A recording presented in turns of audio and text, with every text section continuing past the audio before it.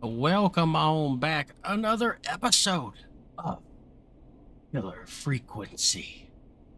As we are the radio talk hosts trying to figure out who is the murderer and who is doing the murdering while trying to help people out to survive out there as they call in, as we are the 911 and the DJ of the night all rolled into one. I know. Weird, huh? If you're not subscribed, please subscribe. I greatly appreciate it. Hit the like and the bell so you know whenever videos come out. I don't see a red tab there. On the last episode, I believe we are supposed to be going to look for some information in the office. Let's do that. E? Yep. Reggie's office. This may be the last episode. It may be. I can't say that it is, but it may be. Since I've never played it before, you know, I kind of, I have to guess. So we're supposed to be looking for Reggie's office, and we're supposed to be getting documents to be able to call people, I believe. I believe that's the story. Locked tight. Okay, we can't get in there. So is Reggie's office on the first floor? It is. It's back here.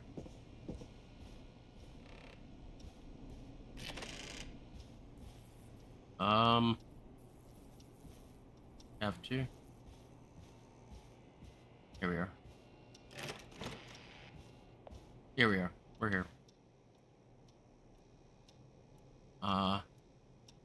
Looks like I need a 4-digit code. 4-digit code. Hint, very important date.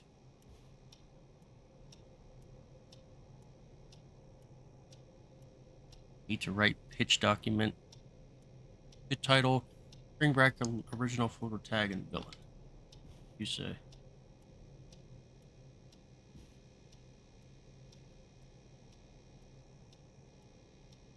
Ask where the tapes are. It's overdue. Insert floppy disk. Floppy disk. Alright, I'll insert floppy disk.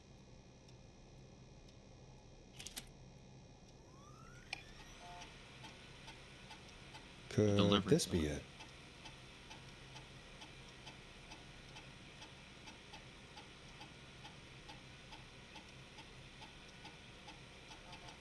Takes place on 11/07, very important day for the town.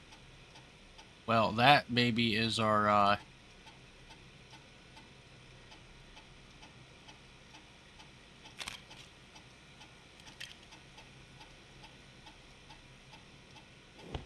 hold on a minute. Check all the drawers. You never can be safe here. Let's get in here. 11. Oh, nice! Holy bajungas.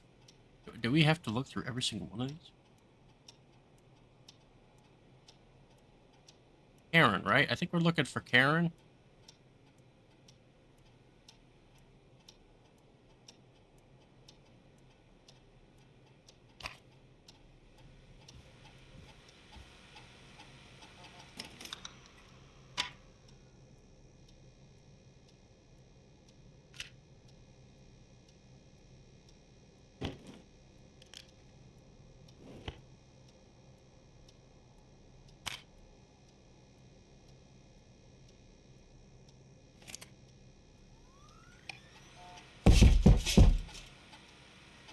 What the fuck? What was that?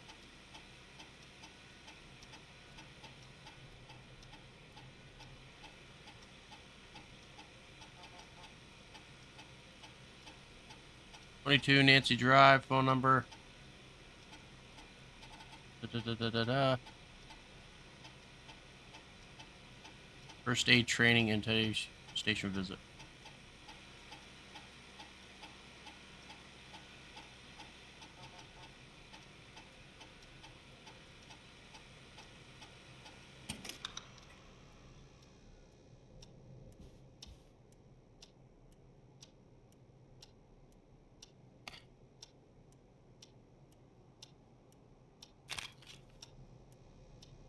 They got to say about old me. Get a load of this, Peggy. Apparently, I'm a lone wolf type. Forrest, what are you doing? We don't have time for this. We have a man literally dying on the line, and you're more interested in you. You're right. I'm sorry. I need to focus on possible candidates. I can read the rest of this later.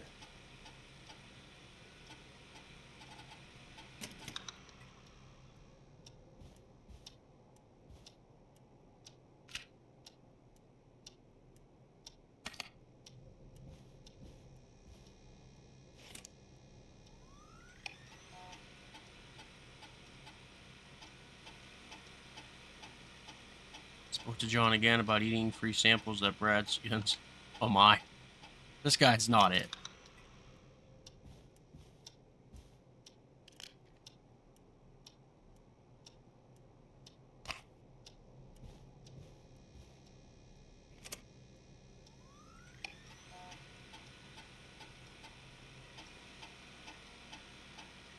Brad and Barbara ended up missing most of the first aid training. Okay, well, what? That's a no. That's a no.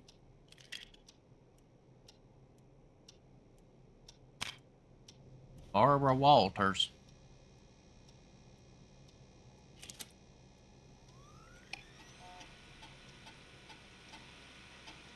Barbara laughed when I told her about the concept for my new horror script.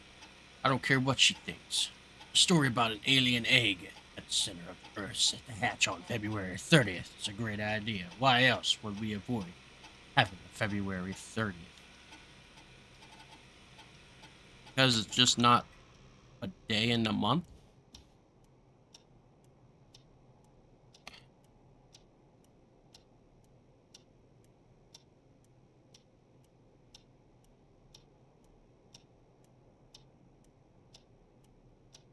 I feel like we look through.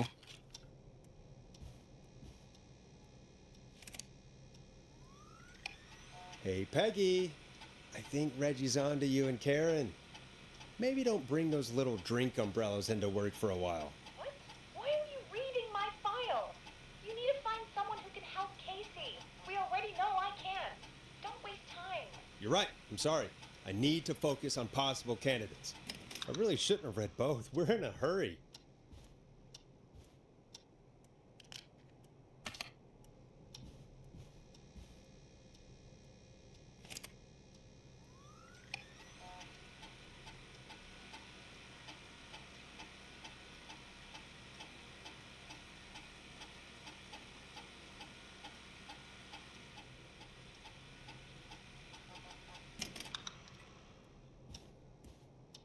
So, okay, let's stack these up here.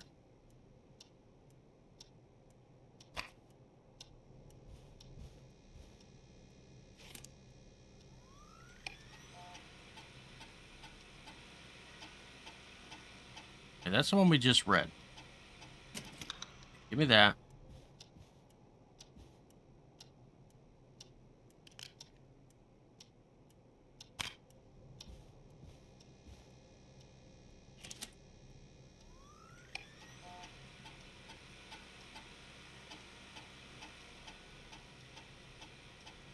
So, we read them all. Pretty sure, anyway. Read them all. Bradley, Peggy, and then Nash. Yeah, we read them all. Let me look around here.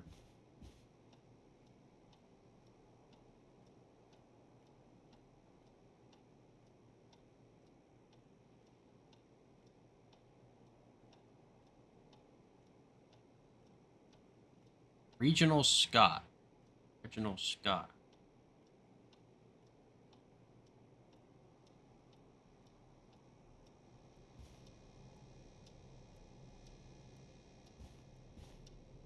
Hey, Peggy, you there? Yeah, I'm here. Did you find what we need? I think I know who our best bet is to help Casey and Jason. All right, good work. Who should I... Hello? Is anybody there? Please pick up. Casey, I'm here. What's wrong? Jason started going pale. I tried to get him to rest, but he just threw up everywhere. What's happening? What do I do?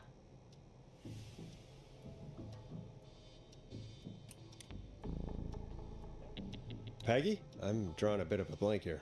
Forrest, I think he's going into shock. But the bleeding seems to slow down.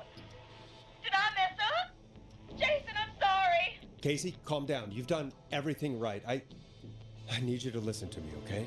For Jason. What did the nurse say to do about shock? Casey, I need you to elevate Jason's legs. We need to get the blood flowing to his vital organs. Got it. Jason, stay with me. Stay with me. Move you. This might hurt. Okay. I propped his legs up on some boxes. I'm looking at my notes. We need to get Jason as warm and comfortable as possible. Do you have anything you could use nearby, Casey? Yeah. I still have some laundry next to me. I'll wrap him in some blankets. Just give me a second.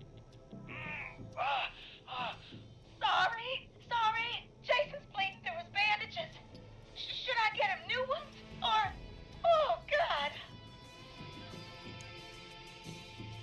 Don't remove the bandage. Apply another one on top of it. Do you still have something you can use? I've used the rest of the laundry to keep him warm, so... I'll use my jacket. I can always get a new one. I'll fix his bandage and get him warm. Hold on, please.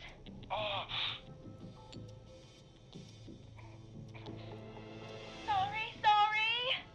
I'm done. You're gonna be okay, Jason. Just relax now, okay? Forrest, I'm scared. He's not doing well. Is he gonna... Casey, I need you to be strong for Jason. Sit with him and reassure him that everything's gonna be okay. Okay? Okay. Please, I can't give him what he needs. Please, help. I can't lose him. All right, Forrest, we need to hurry. Jason doesn't sound like he's doing too well. You said you knew who to call earlier? Who was it?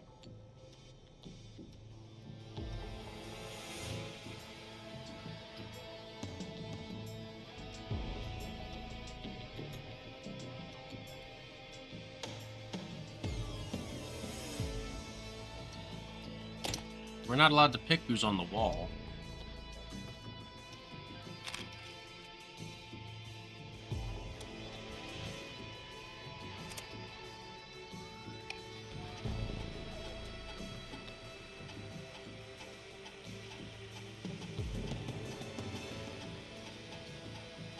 So Brad and Barbara both ended up missing some of the training for first aid. So Brad and Barbara are out. But John.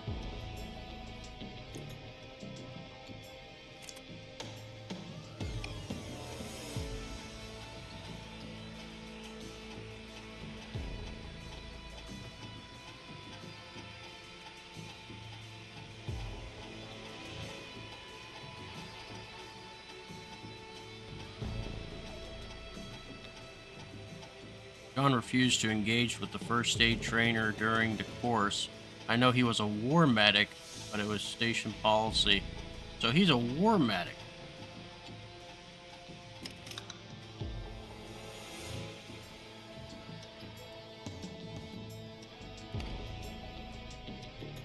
So Brad and Barbara are out. Karen's the only one left. Where's Karen?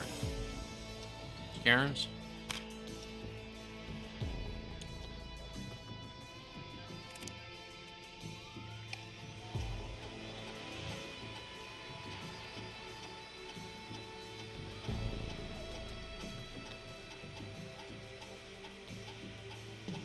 Yep, that's who I'm using. Using the war vet.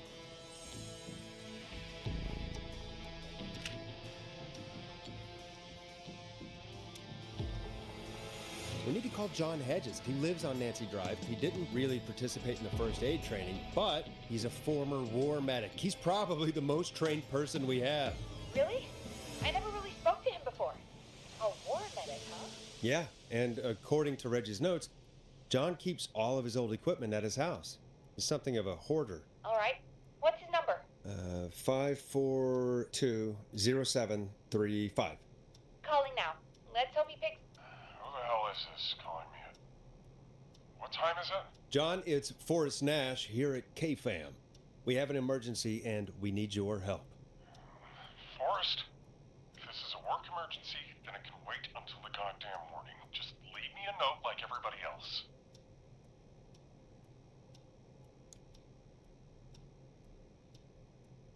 A man has been stabbed by the Whistling Man, or... Never mind. He's lost a lot of blood, and he's passed out. We need you to help him. The Whistling Man? What kind of joke is this? John, we're not kidding. A man is gonna die if we don't help him right now. Seriously? I haven't been called on for over 10 years. Where's the patient? What's his condition? He's at 25 Nancy Drive. I think we got his friend to stem the bleeding, but he's gone into shock. He's passed out right now. You say he was stabbed? Do you know the extent of his injuries? From what we were told, he has 2 major stab wounds. One to the stomach and one to the leg. The knife is still in his leg, and the stomach wound is open. Understood. Let me grab a few supplies and I'll head right over. Damned if he dies on my watch. Thank you, John. We'll let him know you're on your way. Good luck. Hello, Casey. Are you there? How are we doing? Bad. Jason seemed really weak and then just started thrashing. What about now? Is he still thrashing? He's passed out. Please tell me you found someone to help. Casey, help is on the way. My colleague will be there soon. You hear that, Jason? Someone is coming. You're gonna be just fine. Just hold on for me, okay? Just hold on. Come on. Hello, Casey. This is John Hedges. I'm here about Jason. Please let me in. I'm guessing that's Jason there. Casey, I'm gonna need your help. Forrest, Peggy, don't you two worry. We've got this from here. Okay. Forrest, we'll call you back later. I have to go now. Good luck, everyone. God, I hope he's gonna be all right. And with that, the show moves on. We're sending our best wishes to Jason. Well, after all that excitement, I think we could use some music. Come back upstairs when you're ready.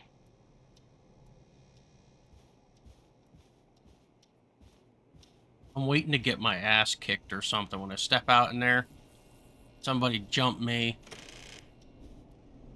Something. I mean, where is this guy or woman or whoever it is? Aren't they ever going to come in here and try to jump us?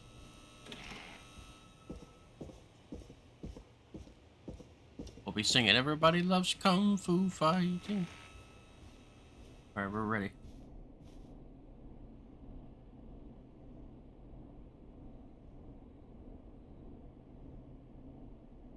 Is the music on? Hope you enjoy this one as much as I do. It's getting pretty late. This might be your last break for the night, so try to enjoy it. Give me a buzz when you want to go back on air. You heard it. I think this is our last one. Let's roll. You got it.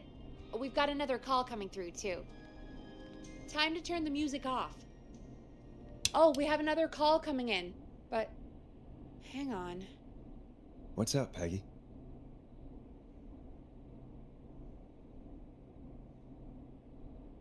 Peggy? You're gonna want to take this call off the air. Who is it? Just do it. All right, folks, it's time for another track. Here's one to help you sit back and relax. We'll be right back after this. You're gonna love this next track. I hope this is good news, Peggy. Who have we got? Find out for yourself on line 1. Hello? Forrest, I'm glad I got back through to you. Sounds like it's been a busy night, huh? Surprise! It's Leslie, our 911 operator, leading the charge from Henderson to come save us. It's so good to hear from you. Are you okay? We're doing okay. Sarah and I are both happy to be headed back home. We're happy to have you too. Wait, Sarah? Oh, yeah, I mean Deputy Martinez. Anyway, we got back into radio range a little while ago. We've been listening in, but haven't been able to get through until now. Ever since you found Sheriff Matthews, it's only gotten worse. It's been a long night. Well, it shouldn't be too much longer now. I'm glad I got through to you. I wanted to let you all know what's going on. I made it to Henderson. Turns out somebody had cut the phone lines, and they had no idea what was happening. After I told them, well, their sheriff sent a goddamn squad back with me to stop this. That's great news. That's crazy about the phone lines, though. Do you think the Whistling Man cut them? I'm guessing so. I don't know how the Whistling Man did it. But that doesn't matter right now. Listen, we're coming in hot, but we need your help. I know Gallows Creek isn't a big town, but if we don't know where the Whistling Man is, we can't get him. Her. That's where you come in. You can count on us. What do you need? It might be a long shot, but here goes. The Whistling Man already called up a few times. I bet she calls again. We're still a little ways out of town, so if she calls, stall her. Buy as much time as you can for us to get in. And while you're talking to her, try to figure out where she is. We'll be listening in, so once her location is known, we'll head straight there and end this nightmare.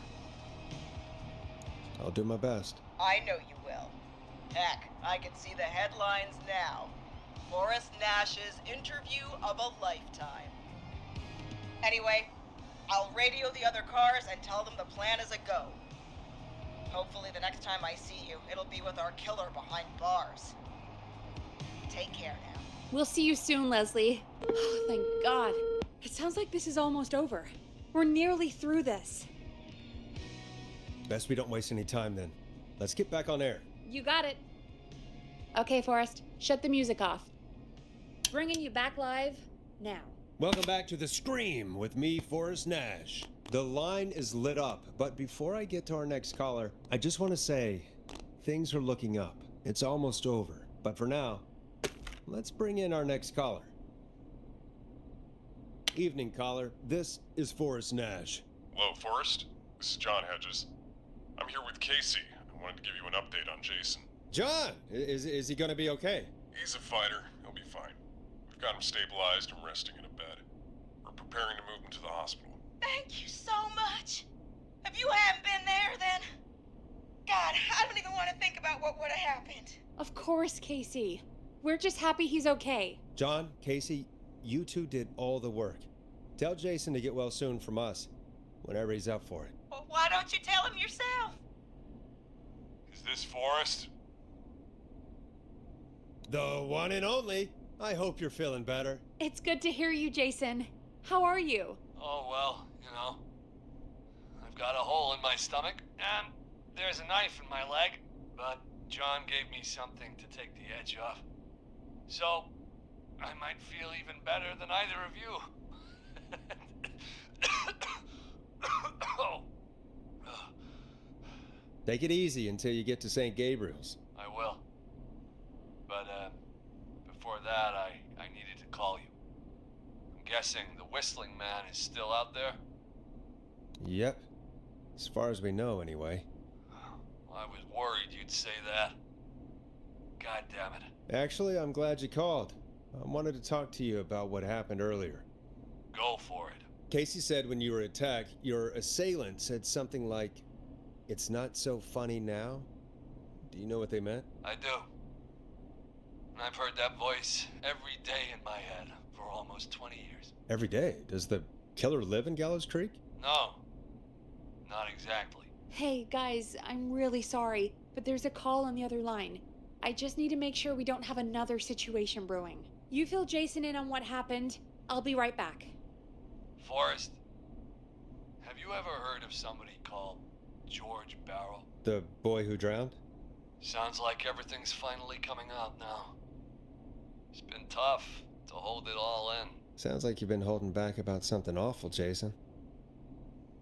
I'm part of the reason my best friend is dead, Forrest. And the few who knew about it said if I ever said anything, I'd find myself in jail. For a long time. It was hell. And then the town just moved on. Like he'd never existed. Who killed George that night? Some of the guys on the football team had an idea for a way we could haze the newcomers. We decided to plan a party in the woods and have the Whistling Man crash it. It was stupid. We each had a role. I was the stabbed friend.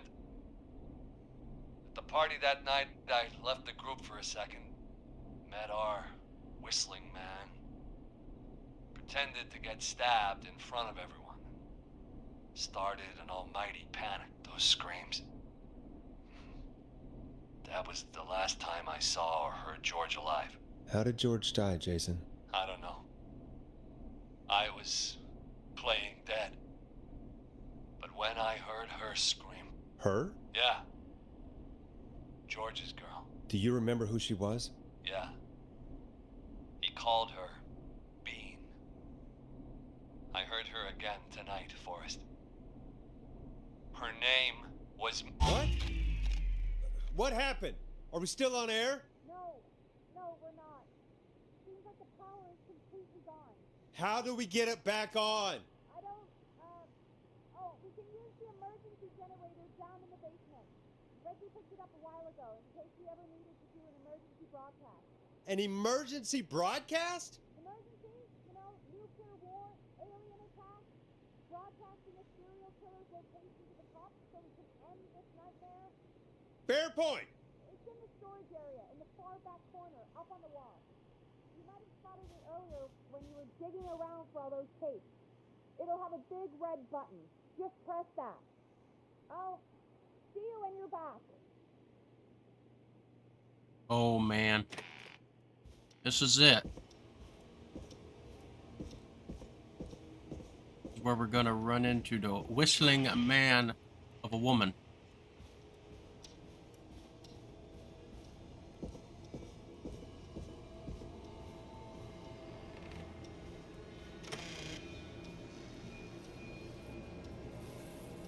We don't got no weapons.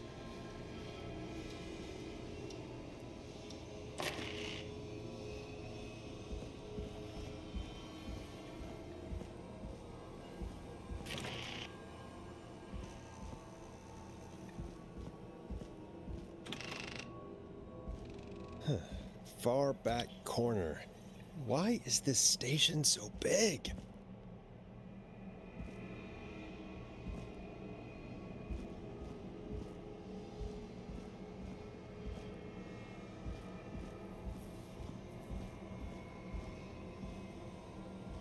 That must be it. Boom! We've got power.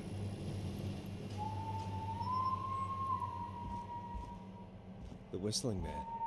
I need to warn Peggy.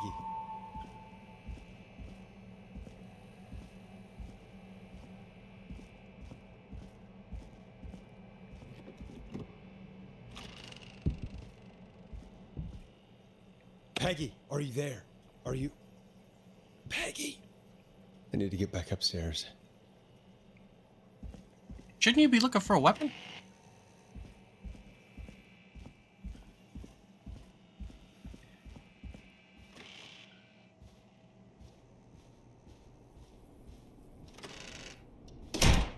What the hell?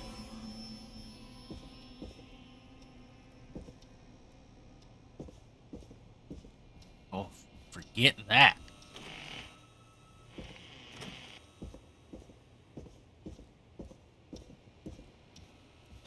Oh no. Peggy, where'd you go?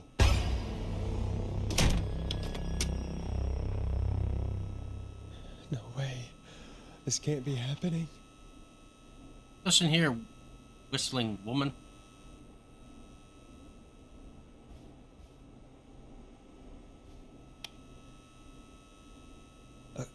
A call?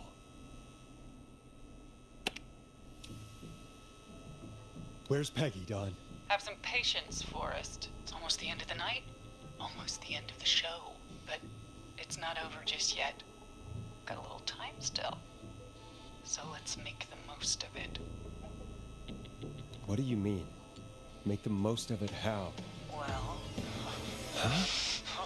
I thought we'd end tonight's Whistling Man special with a special guest. The one who started it all. Let me take that out of your mouth and You crazy bitch! Let me go!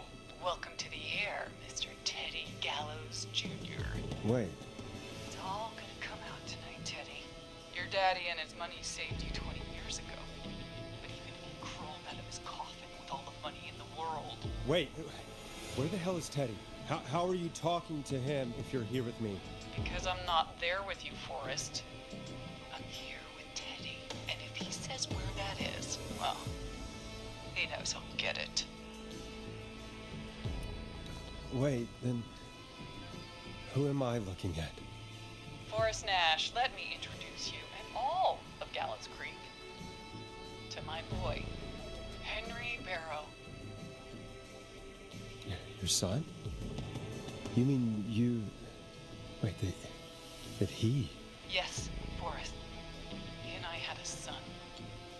So there were two whistling men tonight. Of course! That explains how you were always able to get around town so quickly. And that's how you escaped the secret archives in the newspaper office. Don't think I've forgotten about that, Forrest. Locking my sweet boy away like an animal. Hang on. Did you say Barrow? Then are you? Let me just get this mask off. Damn uncomfortable thing.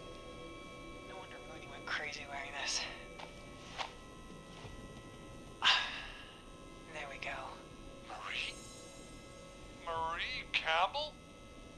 George's old girl. Oh. Well, it sure has been years since I last saw. Oh, God damn it. Where are you going with all of this? Everyone's gonna know now what Teddy did. He killed George that night. This night. 20 years ago. Listen to me. You. You're gonna talk when I talk to you. And not a moment before. Meanwhile, Forrest, I'm gonna give you the chance to talk. You're gonna help me reveal what really happened to George all those years ago. Okay, Marie. I'll do it. Good. Then let's talk about the night George was murdered. Murdered? Listen,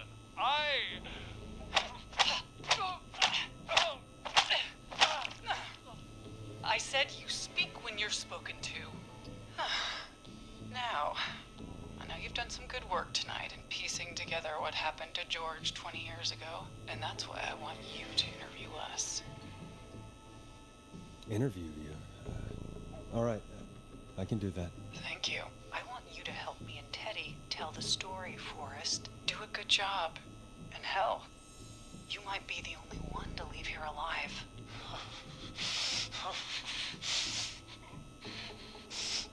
I need to drag this out.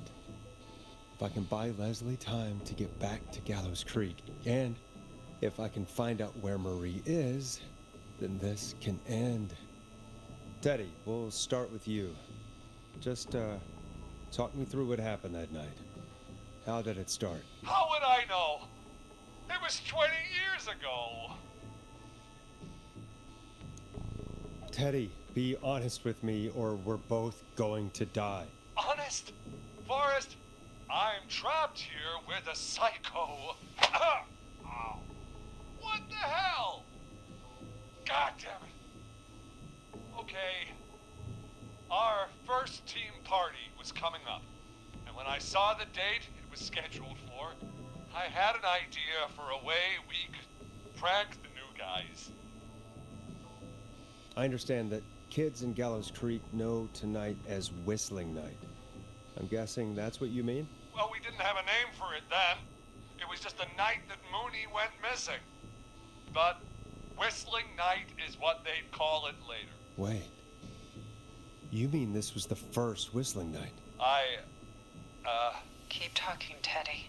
We went up near Whistling Point. God, who was there?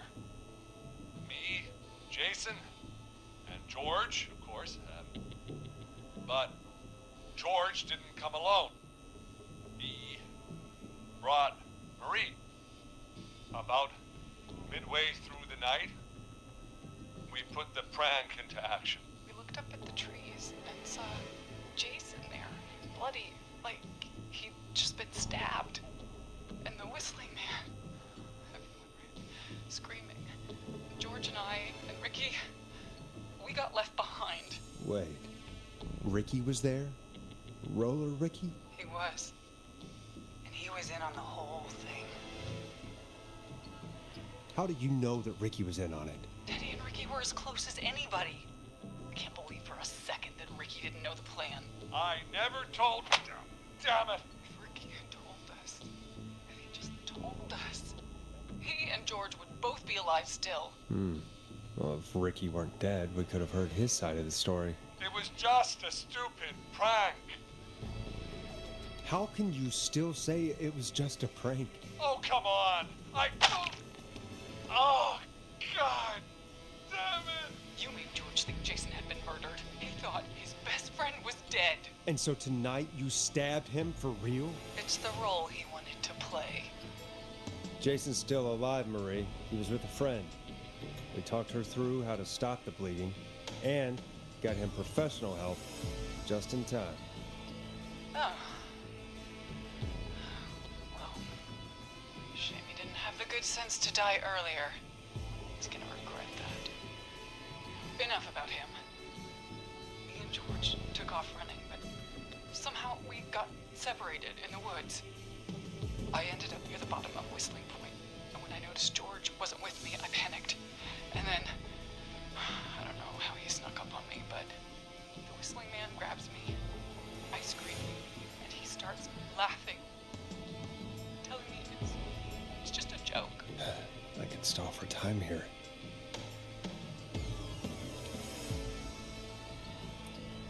How did you feel in that moment? I felt like nothing was real.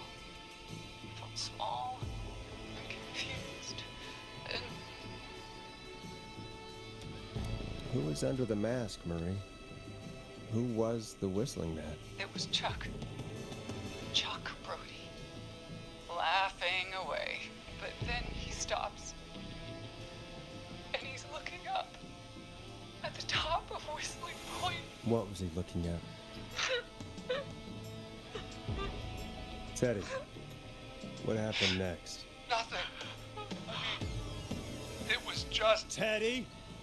George fell off Whistling Point. Where were you when it happened? You pushed him. You were up there. You were dressed as the Whistling Man too, and I didn't push him, God damn it! I just chased him up there, and he kept backing up. When I saw he was about to go over, I reached out. That's what you saw. you liar. It's not my fault. He didn't know it was a joke. If he'd had any brains, he would have realized. Ugh, you bitch. No one's going to believe this. After all you did. I believe her. You... What?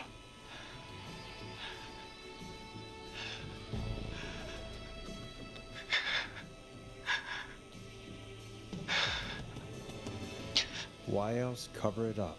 My future was at stake, Nash. You know what it's like. People like us are bred for bigger things. I'm going to be the mayor of this town, Forrest. And then governor. And then, who knows? What happened that night was tragic. It should never have happened. But it was a mistake. It was just a stupid joke gone wrong. So my father sent Clive out to clean it up. Why should a blip my future. George was a blip? He wasn't a blip, Marie. His father covered it up from there. I searched for George's body all night, but Sandra found him the next morning while out jazz running. she found him in the river, but she lied about that to protect Teddy. She said something about her rent going up, unless she... Teddy, did your father own Sandra Sharp's dance studio? It's Gallows Creek, not Sharp Creek. I'd answer the question if I were you, Teddy. Yes, okay. We own most of the town. That's it then. Your father was going to run her out of business unless she lied and said she found him in the reservoir instead of the river. What my father did in his business dealings is nothing to do with me. The false reports. That's why you killed Sheriff Matthews too, isn't it, Maria? Not just to get him out of the way, but... Everyone was in on it, Forrest. Even the coroner wrote a fake report. Said George was drinking, that he'd just got himself into trouble. And I saw. I'm sorry. For all it's worth, Virginia didn't have much of a choice. She had a sick sister whose treatments she couldn't afford. She played along with the gallows to save her sister's life. And her own. even still, she should have told the truth. I did my part. I tried everything I could think of. I even went to the newspaper, but no. That coward killed the story. We'll take care of Maurice Russell later. When will the killing end, Marie? End? When does it end? You can't kill the world. This has to stop sometime. It has to. It never should have started. He shouldn't have pushed my George off the cliff. He should have been punished. It's coming to a stop. At least for now. Here, where George and I first met, before he joined the football team. It was right after he shot the winning throw. Wait a sec.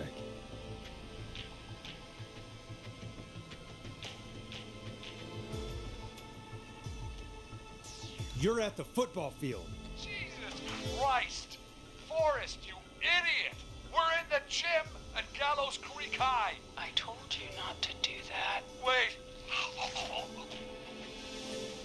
He's dead too now, isn't he? He is. Anyway, I think that about wraps up the interview with Teddy. So... Marie? Where? Oh my god. Peggy! Teddy! Peggy, it's been so long since I've seen your face. I worried you wouldn't come. And here I was, thinking you'd forgot me. I'd never forget my own sister. Will someone please explain to me what's happening? Wanna explain, Peggy? Earlier, while you were speaking to Jason, I got a call. You remember? Well, it was from Dawn. She said that my sister Marie was there that night George died, and that I should come to the gym for a reunion. And when you walked in, you found out. That my sister is the Whistling Man. Good to see you too, Peggy. Why didn't you tell me any of this?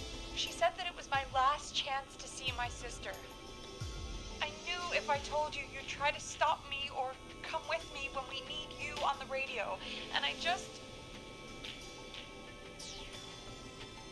You should have said something. You should have told me. I know, okay? I should have. But I didn't imagine this situation then, so just... What happened to you, Marie? You just disappeared one day. Disappeared. I was thrown out, Peggy. I begged Mom and Dad to do something about what happened that night, but did they care? No, they told me to stay quiet. They only cared when they learned I'd been with George. And Marie, I'm so sorry. I never knew. it's not your fault. Really, it's Mom and Dad I should be seeing right now. But since they're dead and gone, well, I'll have to settle for the next best thing.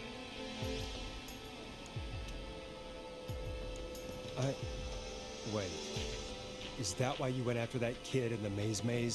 Eugene Stein? Because his parents? That's right. Eugene's parents were there that night, too. They got themselves killed in a bus accident. And since only their child was left... Marie, please. Mom and Dad are gone, Peggy. Besides, you forgot me. Just like the rest. You forgot. Is there any way I can prove Peggy didn't forget Marie?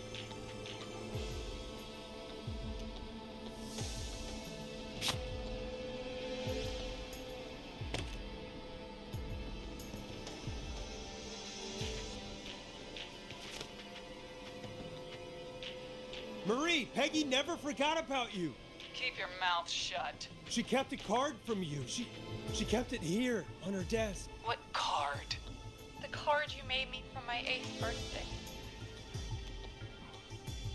What does it say then? Happy birthday, Peg. Now you're great and 8. Love, M.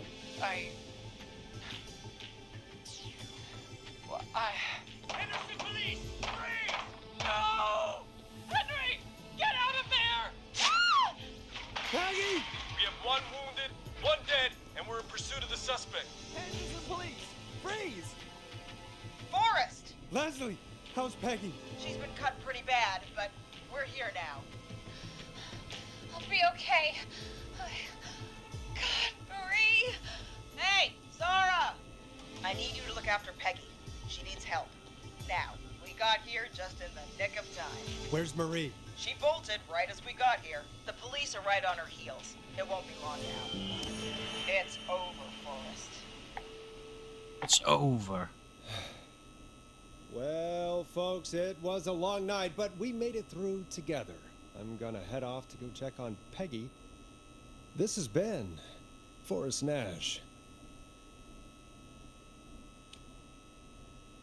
And it's been a scream. It's been a scream, ladies and gentlemen.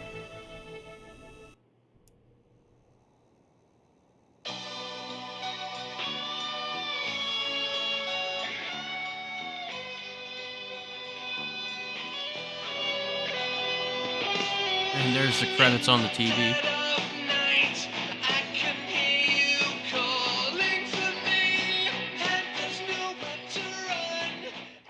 is Officer Trout. Come in. One suspect is in custody. We've trailed the other suspect into the nearby woods.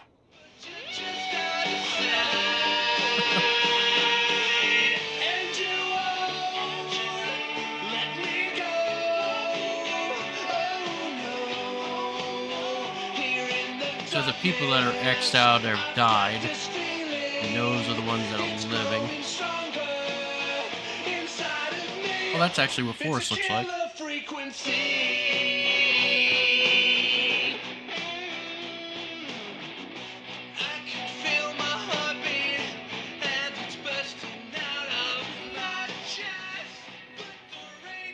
This was a pretty good game. I actually really enjoyed it. Definitely worth buying if you want a good little story horror game to play. It was definitely worth playing it. Took me a little bit to get through it. There's a lot of dialogue, a lot of talking. I try to talk too much in between that. Obviously, if you're watching other things that are going here on the channel, like The Walking Dead right now I got going on here, I don't talk too much during that either. It's dialogue. You don't have to talk over people. I think I give this thing an 8 out of 10. I do. I think I'll give it an 8 out of 10. I think it's pretty good. The vibes are definitely 80s. I like the story. As you can see, there's totally different ways that you can do this too. You can try to get everyone to survive. We have the suspect cornered at the top of Whistling Point. Oh, they're back at the top of Whistling Point. What's she gonna do? Jump? But yeah, I liked it.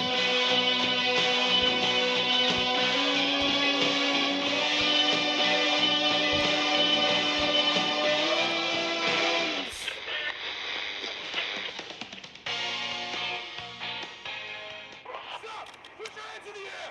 Get down on the ground!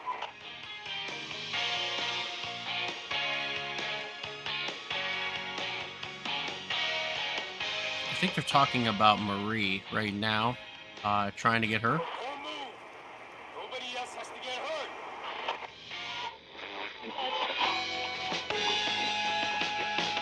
My question is, her son just jumped out the window. Where's him? No, stop! A suspect has jumped!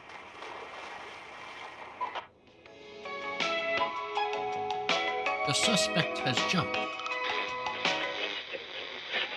Officer Luco, do you have a visual? Negative. No sign of the suspect anywhere.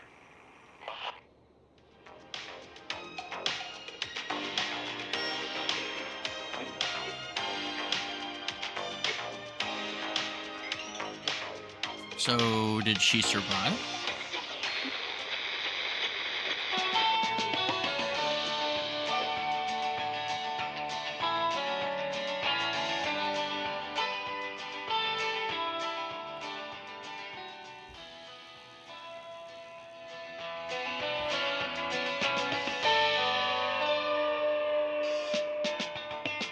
We're gonna wait. Let this run.